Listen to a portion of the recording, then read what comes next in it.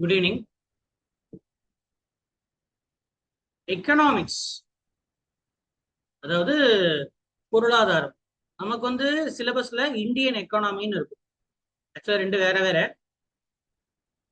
இந்திய பொருளாதாரம் அப்படின்றது கிட்டத்தட்ட பிராக்டிக்கல் மாதிரி. எக்கனாமிக்ஸ்ங்கிறது தியரி. தியரி தெரிஞ்சாதான் பிராக்டிக்கல் போக முடியும். அதனாலே நீங்க முதல்ல தெரிஞ்சுக்க வேண்டிய டாபிக் பாத்தீங்கன்னா ஃபண்டமெண்டல்ஸ். Fundamentals of economy. இது ரொம்ப ரொம்ப முக்கியம். நீங்க இந்த பொருளாதாரம் டாபிக் நீங்க படிக்க ஆரம்பிக்கிறீங்கன்னா இது ரொம்ப டிஃபிகல்ட். எப்போ அப்படின்னா இந்த டாபிக்கை நீங்க ஸ்கிப் பண்ணிட்டீங்கன்னு வச்சுக்கோங்களேன். இதை படிக்காம ஸ்ட்ரெயிட்டா நீங்க சிலபஸ்குள்ள போறீங்கன்னு வச்சுக்கோங்களேன், அப்ப ரொம்ப டிஃபிகல்ட்டா இருக்கும். இப்போ சிலபஸ்ல பாருங்க எங்க இருக்கு. நமக்கு எடுத்தோன்னே பாத்தீங்கன்னா நேச்சர் ஆஃப் இந்தியன் எக்கானமி. சரியா, நேச்சர் ஆஃப் இந்தியன் எக்கானமி அப்படின்ற டாபிக் தான் முதல்ல கொடுத்துருக்கோம். அப்புறம் 5 ஆண்டு திட்டங்கள், திட்ட ஆணையம், NITI Aayog, reserve bank, fiscal policy, monetary policy, நிதி ஆணையம், சரிங்களா, ஜிஎஸ்டி, நில சீர்திருத்தம், விவசாயம், வேலைவாய்ப்பு, விவசாயத்தில் தொழில்நுட்பம், தொழில்துறை வளர்ச்சி, ஊரக மேம்பாட்டு நல நல திட்டங்கள், சமூக பிரச்சனைகள், இதெல்லாம் பாத்தீங்கன்னா கிட்டத்தட்ட உங்களுக்கு இது வரைக்கும் இது வரைக்குமே பாத்தீங்கன்னா இந்த ஹியூமன் டெவலப்மெண்ட் வருது பாத்தீங்களா, இந்த ஹியூமன் டெவலப்மெண்ட் இண்டிகேட்டர் வருது பாத்தீங்களா, அது வரைக்கும் உங்களுக்கு இந்தியன் எக்கானமி. எங்க யூனிட் 5ல நேச்சர் ஆஃப் இந்தியன் எக்கானமி அப்படின்ற டாபிக்ல இருந்து பாவர்ட்டி அப்படின்ற டாபிக் வரைக்கும் உங்களுக்கு என்னது 10 கொஸ்டின் அப்படின்றது எதிர்பார்க்கலாம். 10 கொஸ்டின்ஸ். இது எக்கனாமி. அப்போ சார் இதுக்கப்புறம் சார் ஹியூமன் டெவலப்மெண்ட் இண்டிகேட்டருக்கு அப்புறம் வர்றது பாத்தீங்கன்னா அது டெவலப்மெண்ட், தமிழ்நாட்டுடைய வளர்ச்சி நிர்வாகத்தை பத்தின டாபிக். அதுல இருந்து ஒரு 10 கொஸ்டின். அப்போ ஆக 20 கொஸ்டின். இதுவே குரூப் 1 இருந்ததுன்னா, சரிங்களா, இதுவே குரூப் 1 இருந்ததுன்னா நமக்கு அப்படியே டபுள் ஆயிடும், 40 கொஸ்டின் அப்படின்ற மாதிரி ஆயிடும். அப்போ இது ஒரு ஹெவி வெயிட்டேஜா இல்லையா, அதிகமான வெயிட்டேஜா இல்லையா? அப்புறம் ஏன் சார் ரெண்டும் கிளப் பண்ணி கொடுத்துருக்கான்னு கேட்டா, ரெண்டும் இப்போ பொருளாதாரம்ங்கிறது முக்கியமான ஒரு விஷயம். பொருளாதாரம் அப்படின்றது எதுக்கு படிக்கணும் அப்படின்றது தான் இந்த ஃபண்டமெண்டல்ஸ் பார்ப்போம். எக்கனாமிக்ஸ்ங்கிறது என்னன்னா வளத்தை பகிர்ந்தளிப்பது தான் இதோடைய நோக்கமே. எக்கனாமிக்ஸ் எதுக்கு படிக்கணும்? இப்போ ஹிஸ்டரி எதுக்கு படிக்கிறோம்? ஹிஸ்டரி எதுக்கு படிக்கிறோம்? பாலிட்டி எதுக்கு படிக்கிறோம்? ஒவ்வொரு சப்ஜெக்டும் படிக்கிறதுக்கு ஒரு காரணம் இருக்குல்ல. இப்ப சரி, உங்களுக்கு ஈஸியா புரியுற மாதிரி சொன்னா பயாலஜி ஏன் படிக்கிறோம்? உயிரியல் அப்படின்றது படிக்கிறது எதுக்கு? உடல் எப்படி செயல்படுது, நோய்கள் எப்படி இருக்கிறோம், சரியா, மருந்து எப்படி வேலை செய்யுது அப்படின்றத பத்தி தெரிஞ்சுக்கிறதுக்கு பயன்படுது. கரெக்டா? அந்த மாதிரி இப்ப பாலிட்டி எதுக்கு பயன்படுது? எதை வச்சுதான் அரசியல் நடக்குது. அப்ப இப்போ ஒரு நாடு எப்படி நாடை நிர்வகிக்கணும், எப்படி அதை கட்டுக்கோப்ப வைத்திருக்கணும், சட்ட ஒழுங்கு காக்கணும் அப்படின்றதெல்லாம் பாலிட்டி படிக்கிறது மூலமா தெரிஞ்சுக்கலாம். வரலாறு எதுக்கு படிக்கிறோம்? வரலாறுல நம்ம என்னது, நம்மளுடைய கலாச்சாரம் என்ன, நம்மளுடைய பாரம்பரியம் என்ன, நம்ம எங்கிருந்து தோன்றினோம், சரியா, நம்மளுடைய முன்னோடிகள் யாரு. அடுத்தது எதிர்காலத்தை ப்ரிடிக்ட் பண்ண முடியும் வரலாறு படிக்கிறது மூலியமா. சரிங்களா, என்ன பண்ண முடியும்? தப்ப தவிர்க்க முடியும். சரியா, அதே போல வரலாறு ஃபியூச்சர்ல அது நடக்காம நம்ம என்ன பண்ணிக்க முடியும்? இப்ப பாஸ்ட்ல தானே கத்துக்க முடியும். அதனால ஹிஸ்டரி ரொம்ப ரொம்ப ரொம்ப ஒரு பிரைமான விஷயம். அது போல எக்கனாமிக்ஸ் எதுக்கு படிக்கணும்? எக்கனாமிக்ஸ் படிக்கிறதே பாத்தீங்கன்னா ரிசோர்ஸ் ஷேரிங் அப்படின்றதுதான் அதோடைய பேஸ்மெண்டே. அதாவது இப்போ ஒவ்வொரு எல்லாருடைய தேவை பாத்தீங்கன்னா எல்லாருக்கும் தேவைகள் இருக்கு. நம்ம நீட்ஸ்ன்னு சொல்லுவோம், அதுக்கப்புறம் வாண்ட்னு சொல்லுவோம்.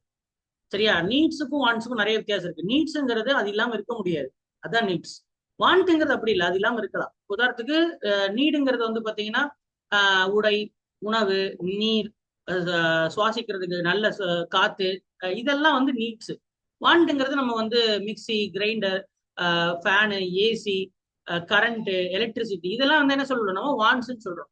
அப்போ இது ஆக்சுவலா எல்லா மனிதனுக்கும் இந்த உலகத்துல எல்லா ஜீவராசிகளுக்கும் சரி, மனித குலத்திற்கும் சரி, எல்லாத்துக்கும் நீட்ஸுக்கு இந்த பூமியில என்ன இருக்கு? சோர்சஸ் இருக்கு. சரியா, எல்லாருக்கும் என்ன இருக்கு? உணவு அப்படின்றது இந்த பூமியில இருக்கு. ஆனா எல்லாருடைய தேவை இருக்கு இல்லையா? அத்தியாவசியத்துக்கு பூமியில இடம் இருக்கு, ஆனா தேவைக்கு பூமியில இடம் இல்லை. இப்போ உதாரணத்துக்கு புரியுற மாதிரி சொல்லணும்னா, காருங்கிறது ஒரு தேவை. சரியா, want, it is a want. அது எல்லாருக்கும் வேணுமான்னு கேட்டா ஆமான்னு தான் சொல்லுவீங்க. ஆனா எல்லாருக்கும் கார் கொடுக்க முடியுமா? எல்லாருக்கும் ஒரு BMW கார் கொடுக்க முடியுமா? எல்லாருக்கும் ஒரு அவுடி கார் கொடுக்க முடியுமா? எல்லார் வீட்லயும் ஏசி போடணுமா அப்படின்ற மாதிரி இருந்துச்சுன்னா, எல்லாரும் ரூம்க்கு ஏசி போடணும் அப்படின்ற மாதிரி இருந்துச்சுன்னா, அப்ப அது கஷ்டம் இல்லையா? ஏன்னா அவ்வளவு பொருள் இல்லை, எல்லாத்தையும் எல்லாருக்கும் கொண்டு போய் சேர்க்க முடியாது. கரெக்டா? அப்ப அங்க ஒரு லிமிடேஷன் வரும். அப்ப லிமிடேஷன் வர்றதுனாலதான் என்ன இருக்கு, இருக்கப்பட்டவன் இல்லாதப்பட்டவன்ற மாதிரி உருவாகுறான். அப்ப யாருக்கெல்லாம் வாண்ட் வந்து நினைச்ச உடனே கிடைக்குது அப்படின்னா அவர் ரிச், நினைச்ச உடனே கிடைக்கல அப்படின்னா அது புவர். கரெக்டா? அப்ப இவங்க ரெண்டு பேருக்கு ஒரு மிகப்பெரிய ஒரு இடைவெளி இருக்கு இல்லையா?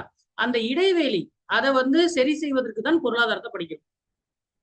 சரியா? அப்ப பொருளாதாரம் படிக்கிறது என்ன, எல்லாத்தையும் எல்லாருக்கும் கொண்டு போய் சேர்க்கணுங்கிறது தான் பொருளாதாரம் படிக்கிறதுக்கான நோக்கமே.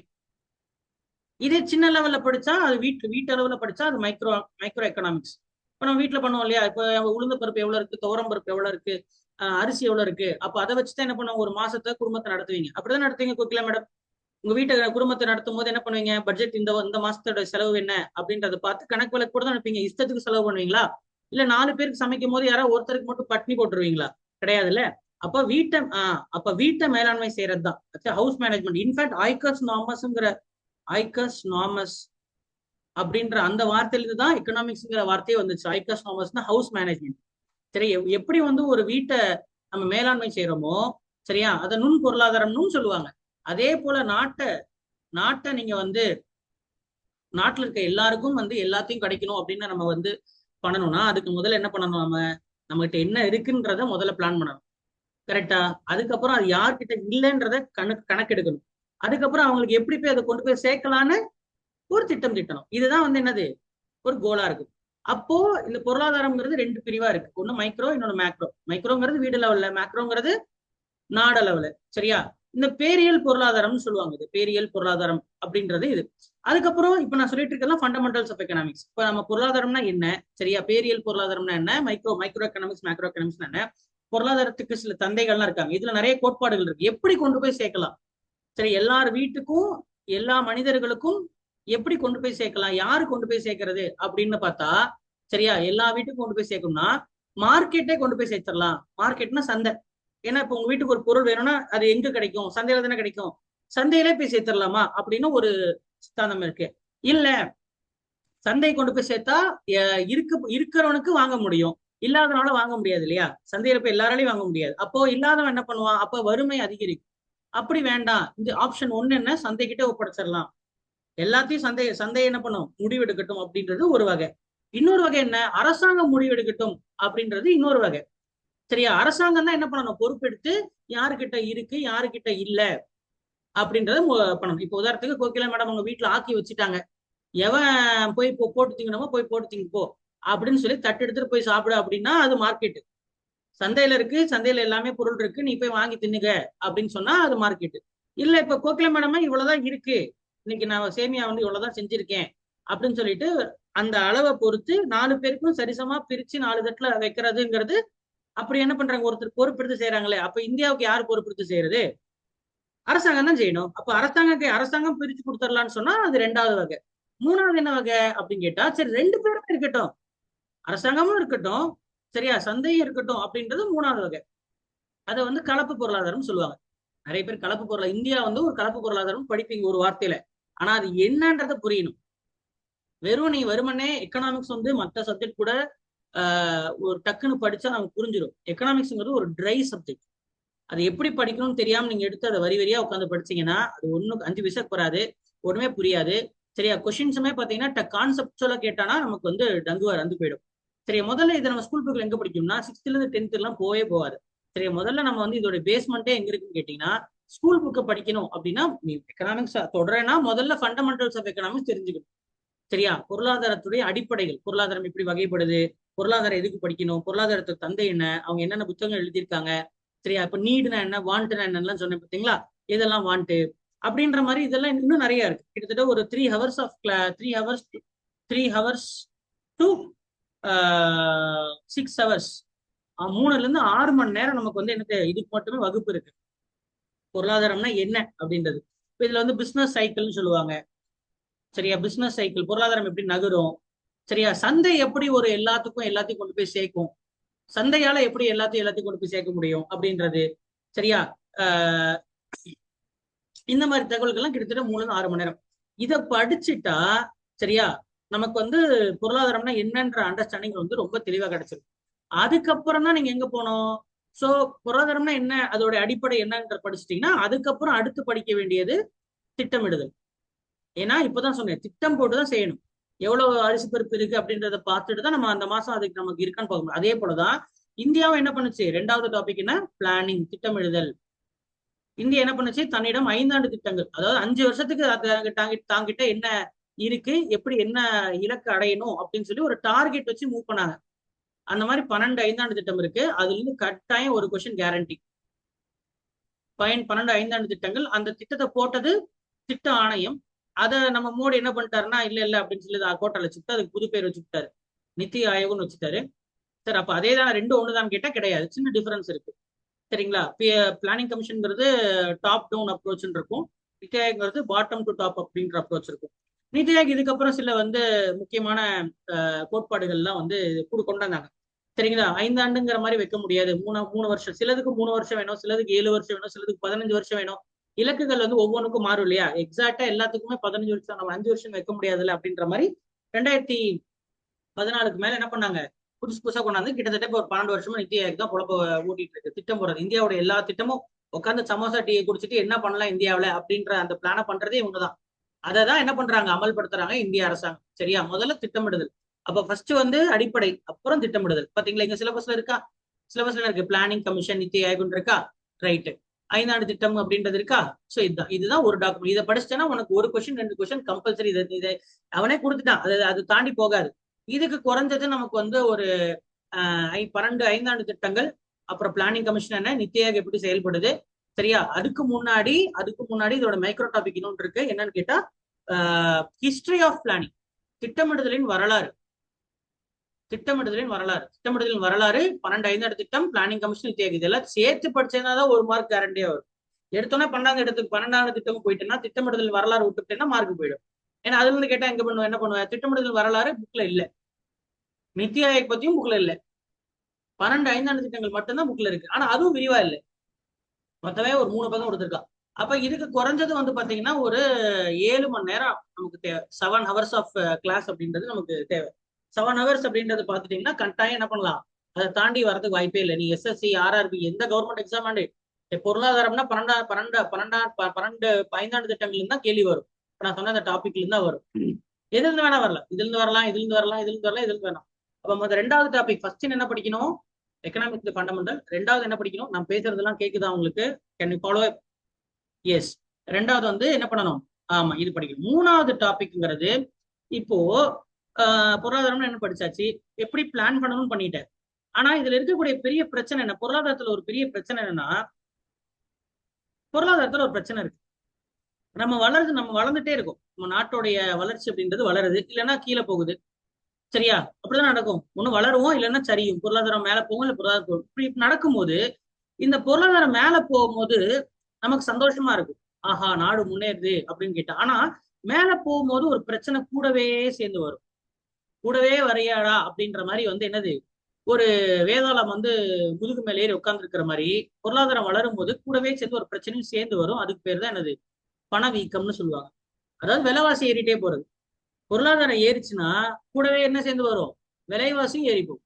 நம்ம இப்போ நம்மளுடைய தாத்தா பாட்டியுடைய காலகட்டத்துல 5000 ரூபா தாத்தா பாட்டியுடைய காலத்துல, அப்பா காலத்துலயும் சொல்லுவோம், அப்பா நம்ம வயசுல இருக்கும்போது, சரியா, அப்பா 20கள்ல இருக்கும்பொழுது அப்போ வெறும் மாசம் 5000 ரூபாய் இருந்தா குடும்பத்துல 10 பேர் கொண்ட குடும்பமே பாத்தீங்கன்னா நிம்மதியா சாப்பிட்டு கல்யாண காட்சிக்கு, வீடு வாசலுக்கு எல்லாம் சேர்த்து வச்சு குடும்பத்தை ஓட்டாங்க.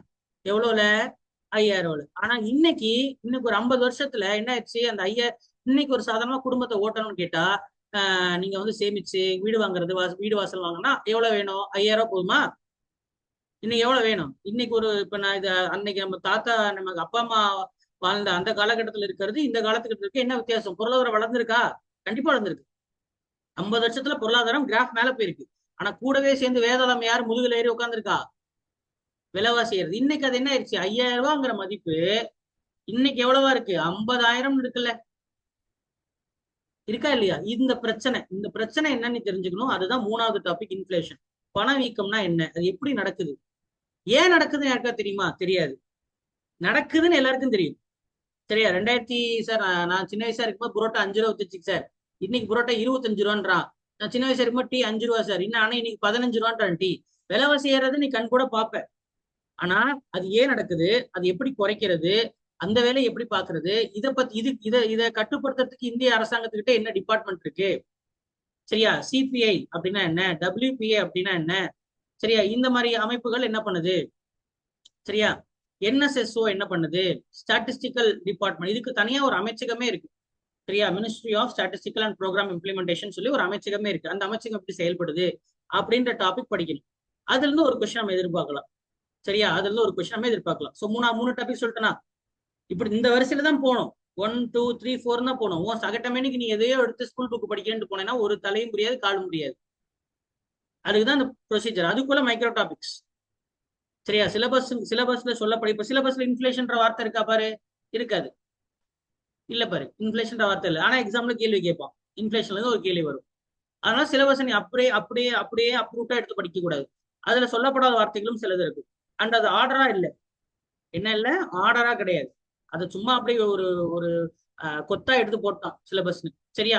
சோ மூணாவது டாபிக் இன்ஃபிளேஷன். இன்ஃபிளேஷனுக்கு அப்படியே ஆப்போசிட் டிஃப்ளேஷன், அதையும் படிக்கணும். விலைவாசி ஏறிட்டு போற மாதிரி விலைவாசி குறையணும், சரியா? விலைவாசி குறையிற அது சார் அப்படி நடக்கும் நான் பார்த்ததே இல்லையே சார். ஆமா, அது வந்து எப்ப நடக்கும், பொருளாதாரம் கீழே சரியுதுன்னா நடக்கும். அப்ப இன்ன வரைக்கும் நம்ம ஒரு 50 வருஷத்துல பொருளாதாரம் சரியில்ல, சரியாததுனால நம்ம அதை பார்க்கல, சரிஞ்சதுன்னா நடக்கும். சரியா? அப்புறம் இதுல இன்னொரு கேள்வி இருக்கும், சரி நம்ம வறுமையை ஒழிச்சறதுக்கு சூப்பரான ஐடியா இருக்கு சார், என்னப்பா ஐடியா அப்படின்னு கேட்டா, சார் நம்ம தானே சார் நோட்டு மிஷின் அச்சடிக்கிறோம், 2000 நோட்டை என்ன பண்ணலாம், அடிச்சு எல்லாருக்கும் கையில எல்லாருக்கும் 1 லட்ச ரூபா அக்கௌண்ட்ல போட்டு விட்டுலாம்ல சார், அப்படின்ற மாதிரி பண்ணிட்டா வறுமை ஒழிஞ்சிருமா அப்படின்ற மாதிரி எல்லாருக்கும் ஒரு டவுட் இருக்கும். நம்மள வேணும்னே நம்மள இந்த பிச்சைக்காரனா வச்சிருக்காங்க, நம்ம பிச்சைக்காரன் தான் இவனுக்கு கொடுக்குற அந்த 2000 1000 ரூபாய் பணத்துக்காக நம்ம வந்து பல்ல எரிச்சிட்டு வாங்கிட்டு ஓட்டு போடுவோம் அப்படின்றதுக்காக நம்மள வறுமையில தள்ளி வச்சிருக்காங்க அப்படின்னு நிறைய பேர் அது ஒரு கான்ஸ்பிரசி தியரி மாதிரி நினைச்சிட்டு இருப்பான், சரியா? ஆனா இது ஏன் அப்படி அரசாங்கம் பண்ணலன்னு கேட்டா தெரியாது. ஆனா அப்படி பண்ண முடியாது. அப்படி பண்ணா என்ன நடக்கும் அப்படின்றது தெரிஞ்சுக்கணும். ஏன்னா இன்ஃபிளேஷன் தான் நடக்கும். எல்லார் அக்கௌண்ட்லயும் 1 லட்சம் ரூபாய் நாளைக்கு அக்கௌண்ட்ல போட்டா இன்ஃபிளேஷன் தான் நடக்கும், சரியா? சரி, ஓகே. அதை பத்தின அதெல்லாம் அதை பத்தி இது குறைஞ்சது ஒரு ஒரு த்ரீ ஹவர்ஸ் போதும். 3 ஹவர்ஸ்ல என்ன பண்ணிடலாம், தாராளமா இது வந்து இன்ஃபிளேஷன் என்ன, எப்படி நடக்குது அப்படின்ற தகவல் எல்லாத்தையும் பார்த்துடலாம். அடுத்தது வந்து சரி, அப்போ பொருளாதாரம் வளருதுன்னு தெரிஞ்சுக்கிட்டோமா. அடுத்து ரொம்ப ரொம்ப முக்கியமான டாபிக், 4வது டாபிக் வந்து தேசிய வருமானம்.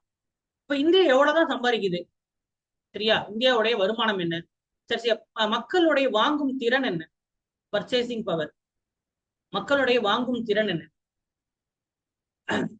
மக்களுடைய வாங்கும் திறன் 2 நாட்டுக்கு ஒப்பிட்டா அது பர்ச்சேசிங் பவர் பேரிட்டி. அமெரிக்காவில் வாங்கும் திறன் என்ன, இந்தியாவில் வாங்கும் திறன் என்ன, பிபிபி அப்படின்னு சொல்லுவாங்க. அப்போ இந்த தேசிய வருமானம் கணக்கு போட்டா அதுல 4 டாபிக் படிக்கணும். அது 4 ஃபார்முலா வரும், ஜிடிபி, என்டிபி, ஜிஎன்பி, என்என்பி அப்படின்னு 4 ஃபார்முலா வரும். இது ரொம்ப ரொம்ப ரொம்ப இம்பார்ட்டன்ட். எல்லா government exam through out India, central government, state government, இதுல தான் கேள்வி வரும். தேசிய வருமானம் இது கொடுத்துருக்கிறானா, தேசிய வருமானம் நேஷனல் இன்கம் பாருங்க கொடுக்கல. ஆனா நேஷனல் இன்கம் வந்து கேள்வி வரும். ஜிடிபி, ஜிஎன்பி அப்படின்றது என்ன வரும், கேள்வி வரும், சரியா? அடுத்தது தேசிய வருமானத்தை படிக்கணும். நேஷனல் இன்கம் படிச்சு முடிச்சிட்டேன் அப்படின்னா அடுத்தது 5வது டாபிக் எழுதிக்க. சரி, இந்தியா எவ்வளவு வருமானம் சம்பாதிக்குது, தலா வருமானம் பர் கேபிட்டா, ஒரு தலைக்கு எவ்வளவு சம்பாதிக்குது, பர் கேபிட்டா இன்கம். தனிநபர் வருமானம்னா என்ன, சரியா? Personal income, disposable income, tax போக மிச்சம் எவ்வளவு இருக்கு, அது disposable income. Per capital income, personal income, disposable income, national income, purchasing power parity, சரியா? இது எல்லாமே என்ன பண்ணணும், தெரிஞ்சுக்கணும். இதை தேசிய வருமானத்தை தெரிஞ்சுக்கிட்டதுக்கு அப்புறம் வந்து நம்ம படிக்க வேண்டிய விஷயம் வந்து, சரி நாடுதான் இந்த இந்தியா தான் இவ்வளவு சம்பாதிக்குதுல, அப்புறம் வந்து என்ன இந்தியாவில எல்லாமே நல்லா சூப்பரா இருக்கு அப்படின்னு கேட்டா கிடையாது. அப்புறம் அடுத்த பிரச்சனை வரும், என்னன்னு கேட்டீங்கன்னா அதுதான் வறுமை, வறுமையும் வேலையின்மையும். இது சின்ன டாபிக், இதுவும் வந்து பாத்தீங்கன்னா ஒரு 3 ஹவர்ஸ்ல படிச்சிடலாம். வறுமைனா என்ன, வேலை வாய்ப்பின்மை என்ன, அது கூடவே இன்னொன்னு படிக்கணும், இன்இக்வாலிட்டி. இது சிலபஸ்ல இல்ல, இந்த வார்த்தை இல்ல, ஆனா இது ரொம்ப ரொம்ப முக்கியம். வறுமையும் வேலை வாய்ப்பின்மை குறுக்க ஒரு இருக்கு. இப்போ நீங்க நம்ம பிச்சைக்காரனா அப்படின்னு கேட்டா நம்ம பிச்சைக்காரன் எல்லாம் கிடையாது, யாரும் பிச்சை எடுத்துக்கல. ஆனா நீங்களா வறுமையில் இல்லையா அப்படின்னு கேட்டா வறுமைங்கிறது இருக்கு. எல்லாமே உங்களுக்கு கிடைச்சிருச்சா, உங்களுக்கு தேவையானது எல்லாமே இல்ல. அப்ப ஏன் உங்ககிட்ட இல்ல, அது ஏன் இல்லைன்னா அப்ப ஏதோ ஒண்ணு என்ன இருக்கு, சமமின்மை தானே இருக்கு. அந்த சமமின்மைன்னு எனக்கு தெரிஞ்சுக்கும். வறுமைங்கிறது அது ரொம்ப லோயர், அதுக்கு மேல இருக்கு. வறுமையே 2 வகை இருக்கு, அப்சல்யூட் பாவர்ட்டி, ரிலேட்டிவ் பாவர்ட்டின்னு 2 வகை இருக்கு. அப்ப அந்த 2 வகையும் படிக்கணும். ரிலேட்டிவ் பாவர்ட்டி நடக்கிறது காரணம் சமமின்மை தான். அம்பானியை கம்பேர் பண்ணும்போது நம்ம இங்க எல்லாருமே பிச்சைக்காரன் தான் இல்லையா? அப்போ அப்போ அதை படிக்கிறதுக்கு பேர் தான் என்னது, சமமின்மை, இன்இக்வாலிட்டி. இங்க வந்து ஜினி கோஎஃபிஷியன்ட் அப்படின்ற ஒரு டாபிக் வருது. ஜினி கோஎஃபிஷியன்ட்னா என்ன, லாஃபர் கர்வ்னா என்ன, சரியா, லாஃபர் கர்வ்னா என்ன, பிலிப்ஸ் கர்வ்னா என்ன, இதுல இருந்தா வருஷம் வருஷம் பாத்தீங்கன்னா இந்த இதெல்லாம் ஸ்கூல் புக்ல கிடையாது, ஆனா கேட்டுட்டு இருக்கான். Laffer curve, Phillips curve, Lorenz curve, Kuznets curve, இந்த மாதிரிலாம் என்ன இருக்கு எக்கனாமிக்ஸ்ல, கர்வ்ஸ் இருக்கு. இதெல்லாம் ஃபார்முலாஸ் கிராஃப்ல வரும், எப்படி கிராஃப் வரும் அப்படின்றதெல்லாம். வறுமையும் சமமின்மை. சரி, ஏன் இந்தியாவில வறுமை இருக்கு? இந்தியா வறுமையான நாடான்னு கேட்டா ஆமா, வறுமையான நாடுதான். ஏன் வறுமை இருக்குன்னு கேட்டா அதுக்கு காரணம் விவசாயம். சரியா, என்ன சார் கொஸ்டின் இப்படி சொல்லிட்டீங்க? ஆமா, எல்லாருமே ஒரே துறையை நம்பி இருக்கிறது தான். சரியா, 70% 60% 70% வந்து எல்லாருமே என்ன பண்றாங்க, விவசாயம்ன்ற ஒரே துறையை நம்பி இருக்கிறாங்க. அப்ப என்ன ஆகுது, அதுல இருந்து லாபம் வருமா அப்படின்னு கேட்டா கிடையாது. வருமானம் வரக்கூடிய துறையில யாரும் இல்ல, வருமானம் வராத துறையில எல்லாரும் இருக்காங்க. அப்ப அதான பிரச்சனை. அப்ப விவசாயம்னா என்ன அப்படின்றது அடுத்த டாபிக்.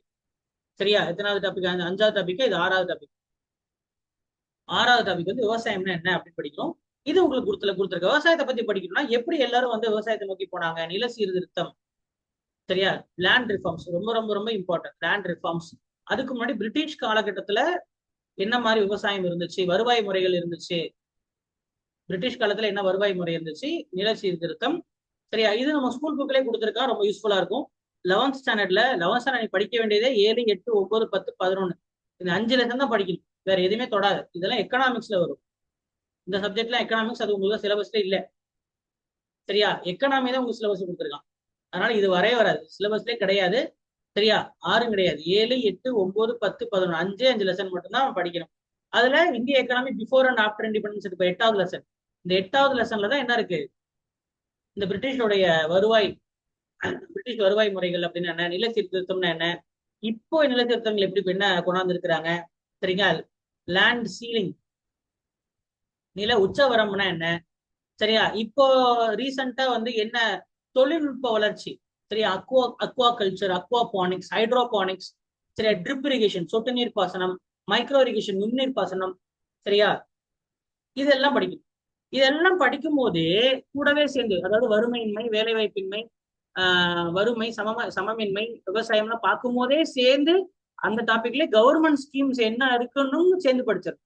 கவர்மெண்ட் ஸ்கீம் என்ன இருக்கு, பிஎம் கிசான் யோஜனா என்ன, பிஎம் கிசான்னா என்ன, கிருஷி சிஞ்சாய் யோஜனானா என்ன, கிருஷி சிஞ்சாய்னா என்ன.